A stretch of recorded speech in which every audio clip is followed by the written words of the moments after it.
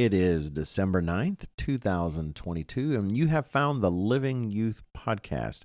My name is Wallace Smith, and I'm here with my co-host, Mr. Robinson. Mr. Robinson, good to see you as always. Thank you. Glad to be here. Our topic today is actually one timely one given the season of the year, and one that I would say it's suggested by a listener out there. Again, our audience of teens and young adults, we appreciate you so much, and we appreciate your comments and your feedback. And so we did have an idea come in. It was actually a narrow request, but we thought it would make for a broader idea. So we are building on what was suggested. It's that time of year. We are going to talk today about surviving Christmas. Sounds good. Let's break it down. Let's do it.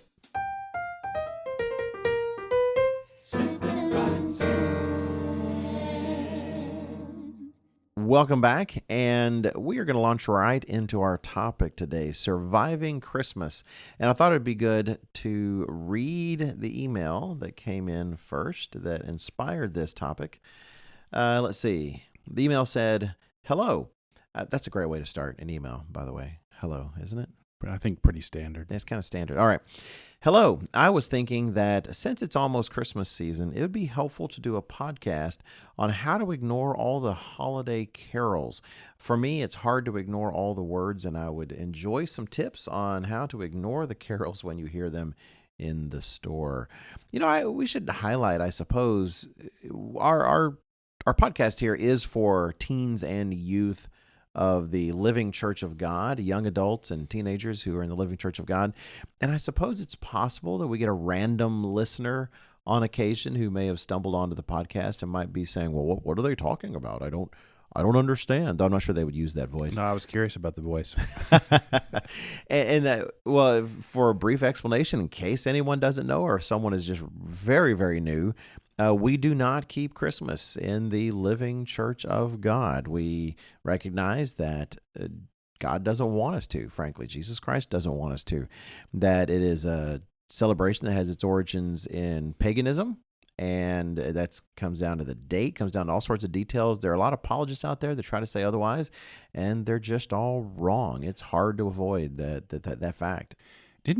Wasn't one of your AI queries about Christmas and its origins? Oh, I think I did. For those aware of the news, Mr. Robinson is referring to the Chat GPT testing that's going on out there where they allow people to communicate with this AI that writes up original stuff. And I did, but you know, that thing, it really kind of responds in whatever way you want it to. You know, if I ask it for an argument in favor of Christmas, it's going to give me all that stuff. If I ask for arguments against Christmas as a Christian holiday, it gives me all those. But it did actually give a whole lot of the arguments that we provide. Oh, you know what? I'm confusing that with, okay, so I think I sent this to you, a 3-minute BBC clip about Christmas that talked about why it was great and everything.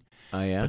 No, I'm confusing it. But there was something I've read recently that really highlighted a couple of key things, which I thought was amazing, which was, shepherds aren't out, at the end of December, so it would have been fall. And they actually had the appropriate range of when Christ probably would have been born, more or less correct, and pointed out a couple of holes in the Christmas. Yeah, we have a whiteboard about that. Maybe I'll add a link to that because I know a lot of people out there like the whiteboards. For those who are curious, but no, we do not. And God plainly says it is unavoidable in the Old Testament. He says, don't worship me using pagan practices. He just says, don't do that. So anyway, that's not what this show is about, this particular episode. And even if you just go biblically, there's zero concept in there of celebrating Christ's birthday. Oh, 100%. There's like no concept of celebrating. I don't want to derail the podcast with a birthday controversy, but from Genesis to Revelation, birthdays are actually barely mentioned at all. That's exactly right. There's just nothing in the Bible to support that practice. But that's not what this podcast is about. We're talking about surviving Christmas. And we thought the question, I in particular enjoyed the comment in the email because I am very prone to musical cues. You know, when I hear, what's the word, Mr. Robinson, you might know, I might get it wrong. It's kind of a popular phrase, earworm. You ever heard the phrase? Yes. Yep. Okay. Yep. I'm very prone to earworms. You know, I hear a little thing, and my wife calls the music running in my head all the time like a radio station, KNRD, K-Nerd Radio. That's good. That's pretty clever. That's pretty smart. Yeah. So anyway, because sometimes she'll hear me humming stuff in the car, and she'll kind of from the passenger seat sort of tap my head and say, shuffle. Because she gets tired because because I've been pretty doing good. the same tune for like Yeah. half an hour, so she's funny. Well, wouldn't you assume? Okay, I kind of feel like this should be mentioned at the outset of discussing this. Sure. Some of it depends on your background. Okay, Yes. you grew up up to a certain point keeping Christmas, and so therefore you are more immersed. Because I started thinking about my own answer to it, which was I grew up not ever keeping Christmas and was not immersed in Christmas culture.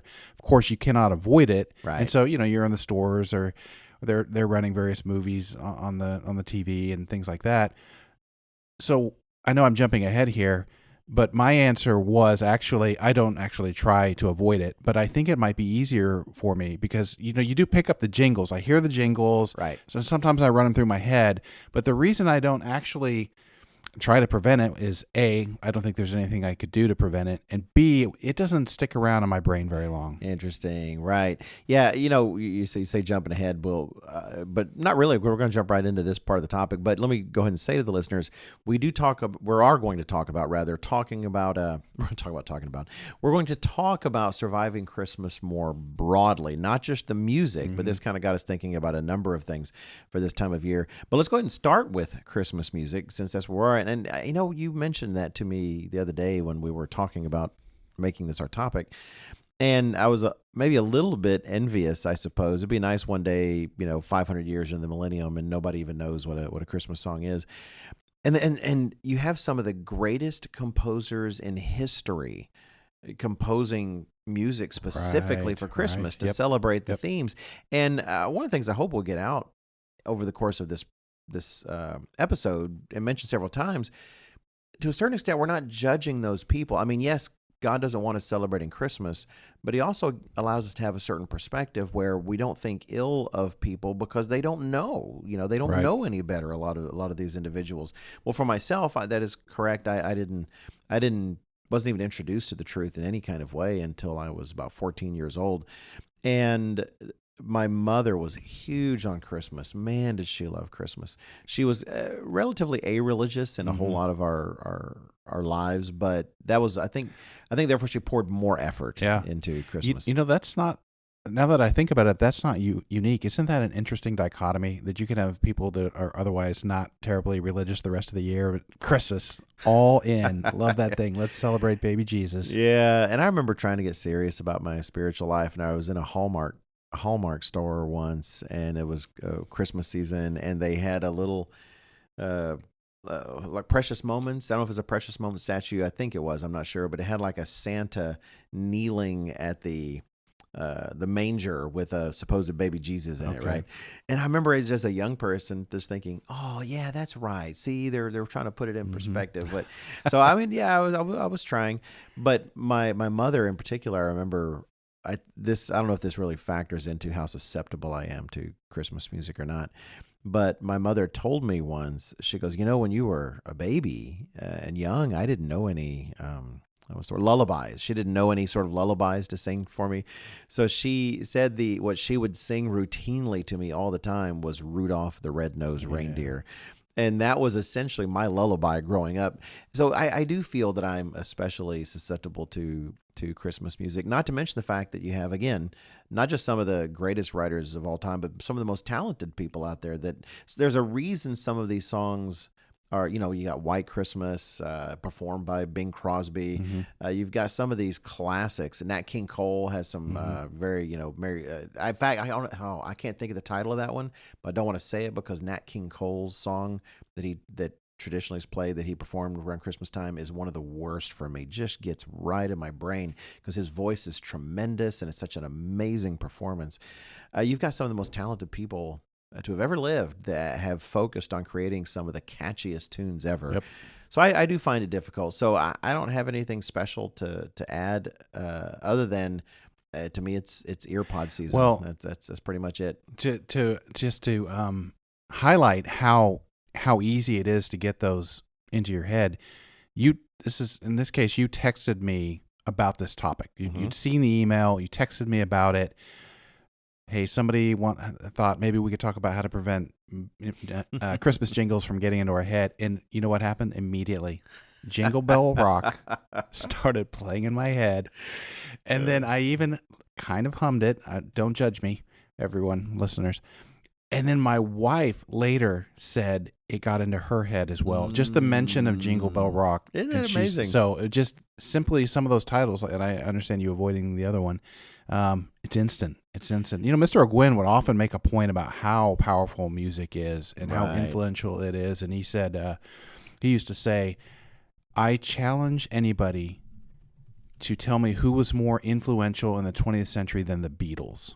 And maybe Elvis as well. He says there's no politician that was as influential as what on culture in particular as what the Beatles and Elvis did. Interesting. I way back at the Charlotte Family Weekend many years ago, I did a Bible study on music and highlighted the fact that God so often made Israel learn a song, or why? Well, because it's going to stick with you, and that's the kind of thing that carries through generations. I don't know if this make you feel good or bad, and I do have a point to make about it. You mentioned Jingle Bell Rock, and I just looked it up. Nowhere in the lyrics to that does it mention Christmas. And also, how many of our listeners right now have that song in their head? The moment you mentioned the words Jingle Bell Rock, it showed up in my head.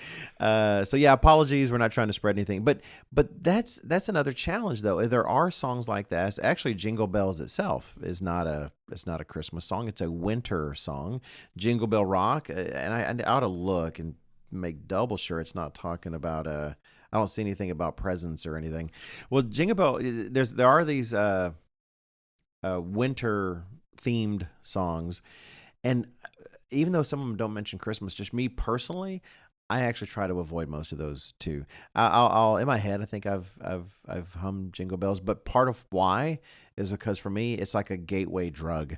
I know it sounds really extreme. I don't mean to sound so extreme, but the next thing you know, I'm humming that one, and then K-Nerd Radio in my head is moving on to the next song on the playlist, and sure enough, in there, because it's like they're packed together somehow in my memory space in my brain. I don't think it's too extreme to say that, because I remember when in the mid '90s when the Worldwide Church of God imploded, and the leadership said, no, it's okay for you to eat pork on your pizza. Nobody eats pork on their pizza. Bacon on their pizza. Oh, no, they eat pork. Sure, it's like pepperoni and... do people call it pork? No, I don't think they call it pork. Yeah, that would be weird. That would be weird. Canadian bacon, sausage, all that kind of stuff.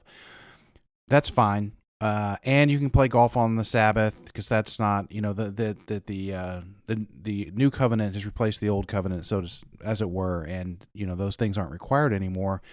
And it was stunning how many people who'd been in the Worldwide Church of God for a long period of time fell quickly back into the world. And when I won't forget what my dad said, which was, he said, Christmas is a powerful draw, that a lot of people perhaps even had harbored some bitterness in their heart they weren't even aware of, that they didn't get to keep Christmas anymore. And now I finally get to be like the world and keep Christmas.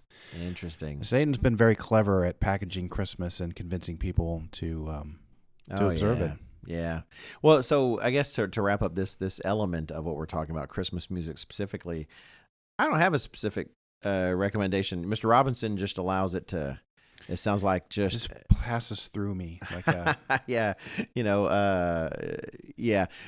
For me, I it's earbud season. If I do a lot of work I like working at Starbucks just personally. When I have an opportunity, I like to go someplace where I've got actually the background noise is normally a plus in Starbucks. It's kind of like a white noise, but I enjoy that environment while I'm trying to write, for instance, and I'll just earbud the whole thing. I'll have other playlists that I listen to. Oh, that's a good point. I will say I'm probably not even as conscious of this as I am right now. Definitely don't go out very much this time of the year. First of all, everywhere is packed full of people in the Christmas spirit, as it were, which means they're fighting and arguing with each other over parking spaces. And then I don't listen to the radio anymore, so you can listen to your own music. So you can avoid it in the car, and if you don't go out to the stores a lot, now maybe you can't avoid it. There are things you could do to minimize your exposure. Yep. Right. Well, let's move on to at least a couple of other topics, and some of these may apply to our listeners unevenly, but definitely get them from my experience. The first one I think actually applies quite broadly. And that is the exposure we have this time of year to people just randomly saying Merry Christmas to you. And it on one hand, and I think hopefully we'll be able to communicate, it's really no big deal. But there's moments when it catches you off guard and it feels like a big deal, like, oh, maybe I should do something. So, you go to the grocery store, you're leaving there with your, I don't know, your bag of ground beef and bananas. I don't know what you would cook with ground beef and bananas, whatever it is you bought at the grocery store.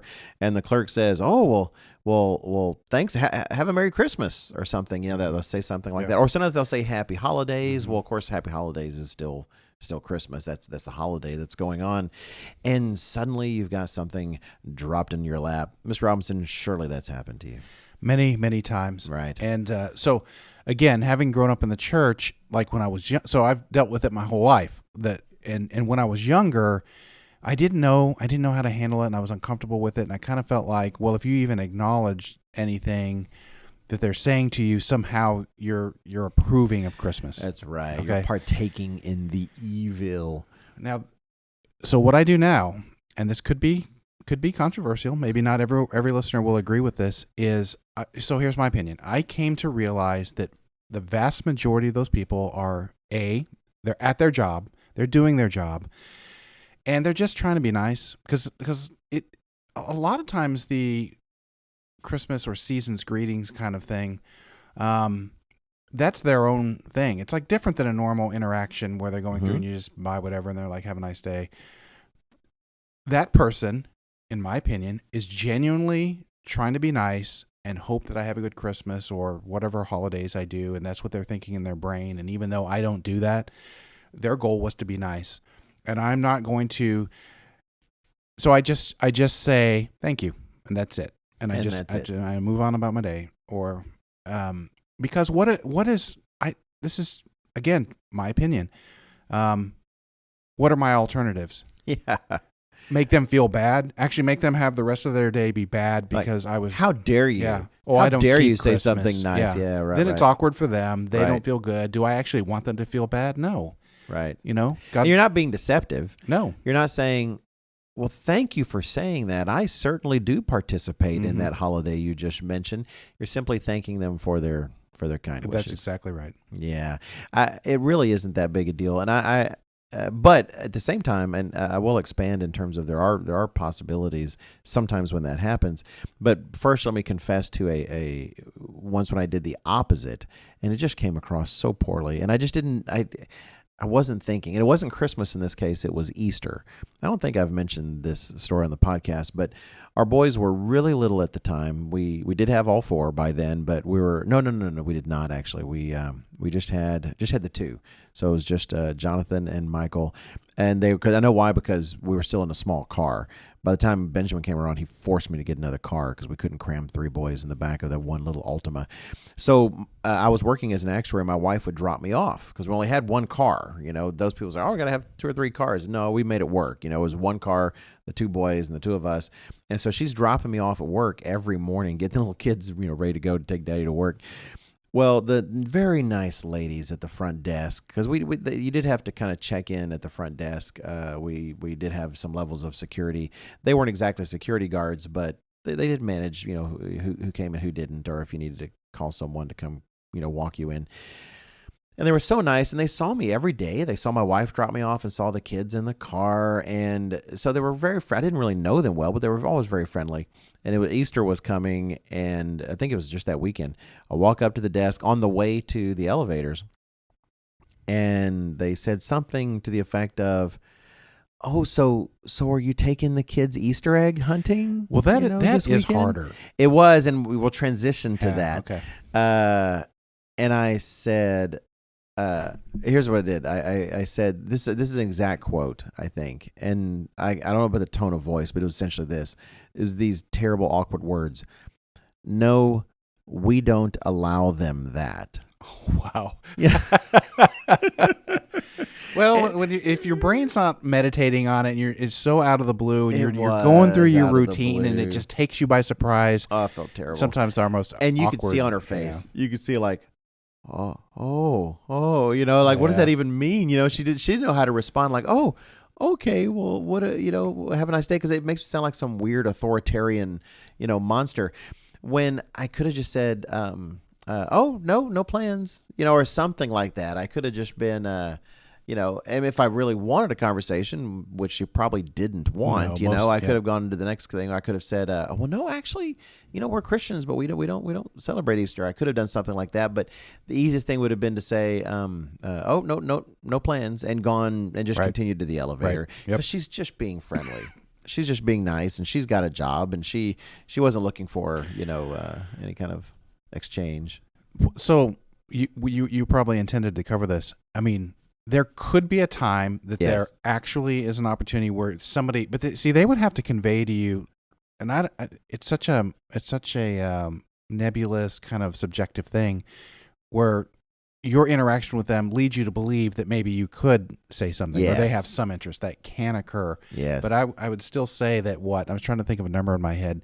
98 out of 100 interactions, they are not interested in discussing. That's right. They're really not. And I would actually, way back, it feels like another lifetime ago, Mr. Robinson, but you and I did the podcast on Proverbs 26, answering a fool according to his folly and not answering fool. Mm-hmm. And part of the theme of that is he just takes discernment. Yep. You just have to discern whether it's a time to actually answer the fool according to his folly or not to do so. Well, we're not talking about fools and folly necessarily in this case, but it's very similar in that, you just kind of have to judge in the moment. Sometimes someone is really open for a discussion, or sometimes they ask the question in the way that you kind of have to say a little more. I had a circumstance, actually it was just Monday. I had a regularly scheduled dental cleaning, and it was interesting, and it did make me wonder if there was an opportunity to say more, because I couldn't exactly understand what the fella said. But regardless, the guy cleaned them. Of course, when he's cleaning my teeth, I can't say anything, but it was after that. Okay. What's with peppering the person with questions when their mouth is literally? I know. So now, thankfully, he didn't ask me much in terms of when my mouth was actually pried open, and he's busy scraping tartar off my teeth. But he was making conversation as best he could, knowing, that I'd say something later. But thankfully, he didn't mention the Christmas thing until after he was essentially done, and he's doing the prep work for the dentist to come by and do his final, double check on everything, and, just a kind of quick exam. And he said, I wish I could think exactly what he said, but it was something to the effect of, so do you got, a lot of plans for Christmas? You guys, you really do Christmas up or anything? And a lot of these folks that I found people in that position are often very conversational. It might even be part of why some of them got into the job. And plus, they're trying to make people feel comfortable in a very uncomfortable place. Definitely. And he'd been so conversational in terms of a back and forth kind of way up to that point. I actually did say, well, no, actually, my family and I don't observe Christmas. We are Christians, but we don't observe Christmas. Well, and also, that doesn't seem as weird now as it did in my 80s growing up in Tyler, Texas. Oh, that's true. If you didn't keep Christmas, what kind of wackadoodle person might you be? Yes. Well, and I did add there, because I feel like if I just say, actually, we don't keep Christmas, I don't want to add any credibility to street cred to the kind of atheistic position, right? That is saying like, oh, that's right, we should not. And so I feel the need to qualify, and I just try to keep it brief. It's like, actually, my family, we don't keep Christmas, even though we are Christian, but we don't keep Christmas. And he's interacting, and he said, oh, really? Me too. Now, that was potentially interesting, because I didn't know, did he mean me too, I'm a Christian, quote unquote, or did he mean me too, I'm a Christian who doesn't keep Christmas? Yeah. So I kind of started off into it and said, oh, that's really interesting. And I said a little bit more, and then before I knew it, I'm actually speaking nonsense because the dentist is already there, and there was no more conversation with dental assistant guy. But he reacted really well to it. And to me, those moments, and you don't want to force a moment like that, but they really potentially become an opportunity where you might get to share just a little bit of the truth. And someone might, in genuine curiosity, say, oh, that's interesting. I've never really met a Christian that doesn't keep Christmas. And he said, oh, yeah, well, it's, we just feel like, it's not really when Jesus was born, and the Bible doesn't really talk about celebrating. You have to go on and say, and you're a big dirty heathen for doing something like that. It feels like there's actually points in there. that you're making, right? So I was going to say the first thing I do when I realize I can't just get away with thank you, that was a more pointed question. So you have to say something. Yes. My first thought, and even though this may seem obvious, you'd be surprised how you wiggle around in your own brain, is to not lie to them. Yes. You know what I mean? It's like, actually, no, we and you figure a way to weasel it so where they're left with the impression somehow that I don't know. I'm very careful to make sure they understand that no, I don't keep Christmas. But point two is to have a reply that doesn't make them feel awkward or bad. Right. Where you could have been like, oh no, we do not keep Christmas. Right. That is practically anti-Christ to keep it, and make them put them on the defensive, make them feel awkward and weird, which will what's the word I want? Convince nobody. Like you're not going to, oh, now that you pointed that out to me, I'll stop keeping Christmas from here on out. That never happens. And so like your method there is very good. There is a process to answering people. Right. And I've thought about it before in terms of just saying, well, no, I like going straight to the holy days. No, actually we keep the holidays in the Bible, and I think that's what I was doing there. I said, well, no, we do keep the holidays in the Bible, our holy days in the Bible. And that's when I realized, the dentist is here and the guy's not. I don't even know if he was in the room anymore. But regardless, there are those times, and I think we do need to be willing to embrace them and be truthful, but just focus on explaining why we don't, which is worth taking the time to think about. Just because it's Christmas season, we don't celebrate Christmas, it's the perfect time of year to think about why you don't and how you would explain that to someone. Yes, exactly. So wouldn't if I'm inferring what you're saying, so especially for a younger person, is actually practice and answer. Yeah, I think have an idea already in your mind. Speaking of dental hygienist, there was one that we knew. She was a woman, and she was more introverted, but she knew one part of her job was to make the patients feel comfortable. Sure. And so she would meditate ahead on questions. She had questions she would do, and she's the kind of person that would have thought through. Hey, if somebody asked me, because you reminded me, our girls were dressed up for church or something. It was near Easter, and so naturally, if you're out somewhere in public and they see you, like, oh, those beautiful Easter dresses. Actually, no, they're not. Sometimes that's it. And everybody's just quits. The conversation just ends. Yeah. But anyway, but to your point, where I've kind of rambled on, I think it's a very good practice to have thought about ahead of time what you might say if somebody asks you about it. It goes beyond one question, right? So there's a second question. Oh, really? You don't keep Christmas? Why? Right. And sometimes even then they just want to check off a box, but other times they are genuinely curious. I would say to our teens and young adults listening, if you've never done any kind of role play with your parents or something like that, that would be kind of a fun thing to do.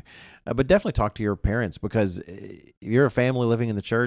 It might be new to you, but I guarantee you it is not new to your parents. They have faced that same kind of question behind counters and at the deli hundreds of times. So feel free and ask them what they say, and feel free and actually say, hey, Dad, I want to pretend to be I don't know, the pizza guy or something, and I'm going to ask you about Christmas, and I don't know, see what happens. But anyway, let's move on to the next one. I wanted to, and this is kind of the last one I had on the list in terms of surviving Christmas. And by the way, as we're going on, those of you out there who are listening, our teens and young adults, if you have thoughts, which is going to be too late for this year, we don't plan on covering anything, but maybe you experienced something this year during the Christmas season that makes you wonder, something you'd like to ask about, hey, by all means, shoot that to us at podcast@livingyouth.org. We certainly appreciate your questions.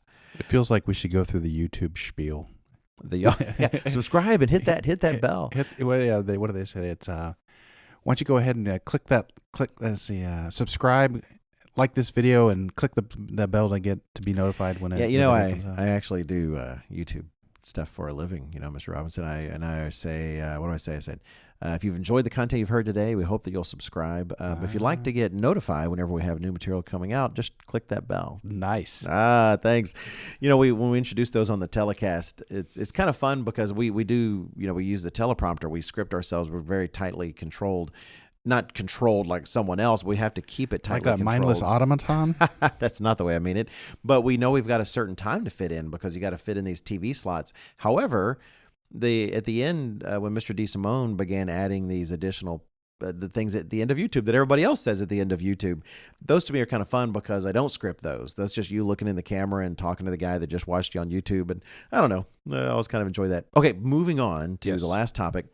And that is family invites. That is, Christmas season comes along, and as you get older, or for some of you it may not be family, it could be friends. But if you're young adults, it might still be family. You get those invites to Christmas things. Sometimes it's not to a Christmas party. Maybe they know you're not going to go to that, but it's Christmas dinner, the dinner before the party. That was a specific moment I'm thinking of in my life that maybe I'll have cause to talk about in a moment. And how do you handle those, and what do we think about that? And actually, the first thing I want to say is Mr. Robinson, having the wonderful benefit of growing up in the church. Is that even anything that's ever come up in your life, being invited to Christmas to-dos? No. In terms of family, never. And that, you see, that's another great example of growing up in the church where there's a benefit that you're unaware of until later, and that was actually a blessing. I didn't start encountering it until I became an adult and started working. And then inevitably, most companies are going to have some kind of end-of-the-year party. And if I'm honest, it was kind of an evolving process, and I did not handle it all correctly. Because at first I was, it just seems weird not even weird. It's not weird. People you don't want to be mean. Nobody wants to be mean. So people are being nice. They're inviting you to a thing. Right. And so, and then you start processing it in your mind. At least I do. Justifying. Well, they're not going to give gifts. And it's just food, and it's not really Christmas party, except that it's really close to Christmas. So I went through that, and sometimes I went, sometimes and mostly this is my 20s I'm talking about. Yes. And then sometimes what would happen is they were aware that I was different because I'd worked there long enough, and then I didn't keep Christmas. And it's interesting. It was kind of heartwarming in one sense, but also interesting in another. How many of my coworkers they would make accommodations for me. Right. They would say, "Oh, we're not gonna do gifts." They would tell me. So they were making it as a sanitizing of a Christmas party as possible, and that was nice because they wanted you to be there, and I really did appreciate that. But then I also, as I got older, realized how easy it is to start making justifications. Right. And that's what they're doing. That's what I'm doing. And so over time, I just stopped. Okay, I have a very similar story to that, and it's you mentioned being in your 20s, and I was in my 20s as well. Actually, is that true? Let me think. I was still in my 20s. It was the latter part of my 20s because it was a new job for me because I'd been a high school teacher first, and that whole story. But still, it's amazing how much learning you do in your 20s. That first decade where you're really, in a sense, on your own, and you're because we have young adults listening, and give yourself room to listen and learn. The first mistake I made in this regard was much earlier. My wife and I had just gotten married. I was 20. We were 20. I was 22, and we had purely accidentally. I don't know if any of my family who's not in the church will ever listen to this, but hopefully they will. Snubbed my family at our wedding. We were everything was just so much for our little brains when we got married, and we'd had a picture taken with my mother's side of my family, and one of the complications of having a divorce in the family, we didn't think about having a picture with my father's side. And it wasn't as organized as weddings normally do, frankly, where they just really make sure we've got a list of people. It was kind of off the cuff. Regardless, I really slighted my father's side of the family, and I felt so terrible about that afterwards because we just weren't thinking anything at all. But then my grandmother reaches out to me, knowing we don't keep Christmas, and says, "Well, hey, Wally, we're a new married couple," and she says, "Well, if you're, would y'all, we have our Christmas dinner, or we have our rather Christmas observation. They would keep it in the evening." Exchanging gifts and such, but we're going to have dinner beforehand, and your aunt and uncle are going to be in, and we won't do any Christmas stuff during then. Would you like to come over? It'd be wonderful to have you. And partially I was thinking, we just slighted them at our wedding only a handful of months before, and thought this is an opportunity to show, we do love you. And so we did go, and it was a little awkward, and we spent time, but I lingered too long. I hadn't learned to leave early enough yet. And so when we did leave, it was so funny. The moment the door closed, I heard one of my cousins scream, "Now we can open our presents," just real loud because they were Oh, just kind of holding off for us. yeah. Well, the more I thought about it that evening, Wow. my wife and I, we realized, essentially we just went to Christmas dinner. Mhm. That's what we just did, and we realized we weren't going to do that anymore. Yeah. And we repent as necessary. But Yep. I had a work situation that was almost identical to yours. So even after learning that lesson, my wonderful place I worked for, so grateful for them. They do an annual Christmas dinner at a restaurant. It's not dinner, it's more of a lunch, so you kind of get the day off. Everybody's going to lunch. And they told me straight up, they said, "Hey, we know you don't keep Christmas, and so we haven't put any kind of Christmas, theme into it or anything like that. Uh, but we'd like it." And they were totally making that accommodation for Mhm. me. And who doesn't want a free meal? Let's be honest.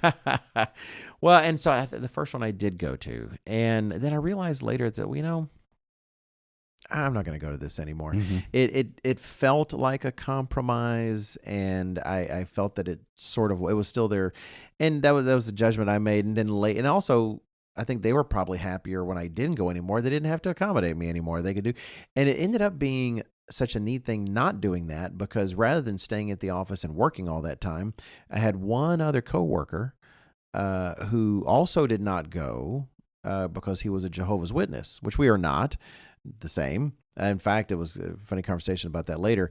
But he and I would be the only people left in the office. And we'd say, "Well, you just want to go get lunch?" And we'd just go get lunch. It'd be like a regular lunch. We'd go to some place and have lunch together and talk about our beliefs, which was really interesting. He had assumed because I was not a Trinitarian that I didn't believe Jesus was God. It's like, "Oh, no, no, no, no, I do believe Jesus is God." And a lot of interesting conversations from that. But I recognize at the end, it's like, I apologize. I repented, told guys, it seemed like a right call, but it wasn't. And you have to learn from those things. Yep. And so, no, I appreciate you saying that. Makes me feel better about the call that I made. Well, when I did. you evaluate the situation and you feel like enough accommodations have been made and that you can do this and tell yourself you're not at a Christmas party or a Christmas event, whatever. But later you're like, that was kind of a Christmas event by another name, Yeah, exactly. So, and you think about the history of compromising Christians, and Mr. Ogwyn covers the tales of so many groups in his booklet on God's Church Through the Ages. And you think, well, how did those accommodations start? Wasn't it usually with going to be some things like that? But the one thing I wanted to highlight, though, I guess, in this, and actually it brings up a verse that I had written down I wanted to mention earlier when it comes to people saying things like, "Oh, Merry Christmas," and it's just kind of something they throw out, is Romans chapter 12 and verse 18 highlights to us that we part of our goal should be to live as peaceably as we can with other people. And so we don't walk around this world with a chip on our shoulder waiting to be offended or waiting to kind of get in somebody's face about something, but we also still live truthfully, right? We don't, it's not that we're dishonest, but at the same time, it is worth thinking about what is the most peaceable way to handle this, right? What is really intended?